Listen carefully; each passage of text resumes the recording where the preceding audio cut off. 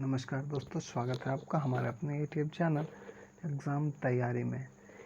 हम यहाँ पे आपको हर दिन कुछ न कुछ नया प्रोवाइड कराते रहते हैं। तो ठीक उसी तरह आज हमने एक नया चीज़ देखा है।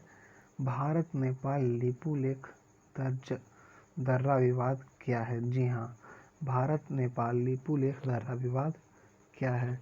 तो आज हम इसमें उसी के बारे में जानेंगे कि भारत नेपाल लिपुलेख दर्रा विवाद क्या है। तो चलिए शुरू करते हैं वीडियो को। देखिए, नेपाल ने अपना नया नक्शा बनाया है जिसमें भारत के 3 क्षेत्र काला पानी, लिपुलेख और लिम्पियाधोरा को शामिल किया गया है। अब नेपाल सरकार इस नक्शे को मान्यता देने के लिए संसद में संविधान संशोधन बिल को पास करने की तैयारी में है। तो आइए इस वीडियो में जानते हैं इस पूरे विवाद को। तो चलिए देख लेते हैं। अगर यह कहा जाए कि शायद ही दुनिया में ऐसा कोई देश हो जिसका अपने पड़ोसी देश के साथ सीमा विवाद ना हो, तो अतिशयोक्ति नहीं होगी। भारत का चीन, पाकिस्तान के साथ सीमा विवाद हमेशा से रहा है और इस पर कड़ी में नेपाल भी जुड़ गया है। तब देखते हैं यह झगड़ा का धारचूला लिपुलेख सड़क, जो कि लिपुलेख रोड परियोजना और काला पानी विवाद से जुड़ा हुआ है।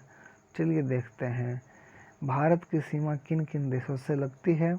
How many countries touch the boundary of India.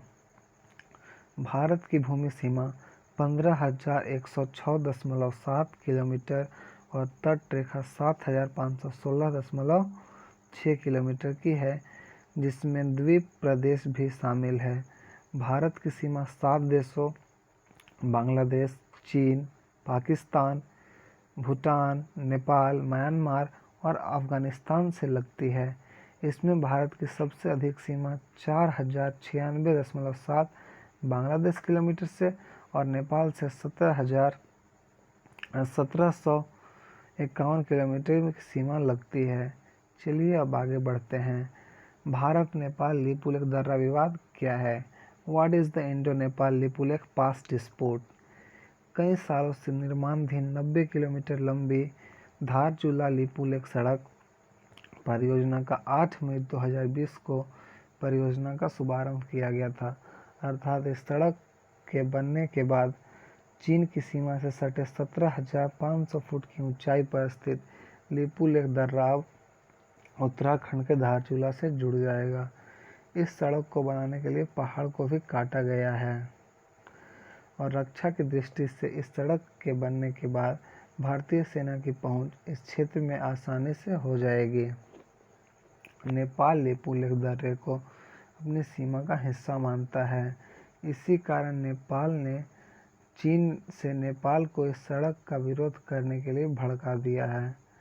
चीन ने नेपाल को इस सड़क का विरोध करने के लिए भड़का दिया है और नेपाल को चीन आजकल ज़्यादा ही मीठा लग रहा है।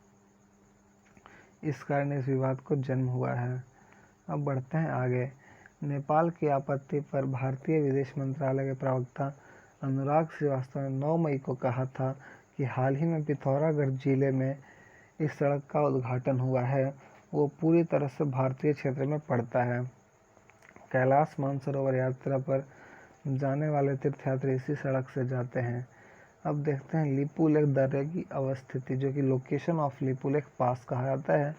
लिपुलेख दर्रा ऊंचाई 5,200 मीटर या 17,060 फीट भारत के उत्तराखंड राज्य और चीन क्षेत्र के बीच, जो कि चीन के तिब्बत क्षेत्र के बीच की सीमा पर स्थित एक हिमालयी दर्रा है।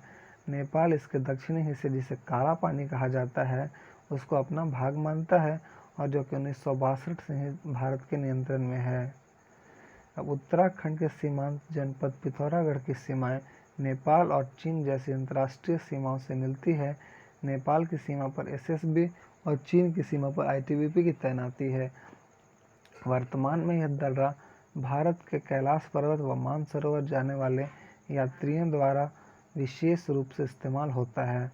लगभग 17,500 फुट की ऊंचाई पर स्थित लिपुलेख दर्रे को लिपू पास या लिपू दर्रा भी कहा जाता है।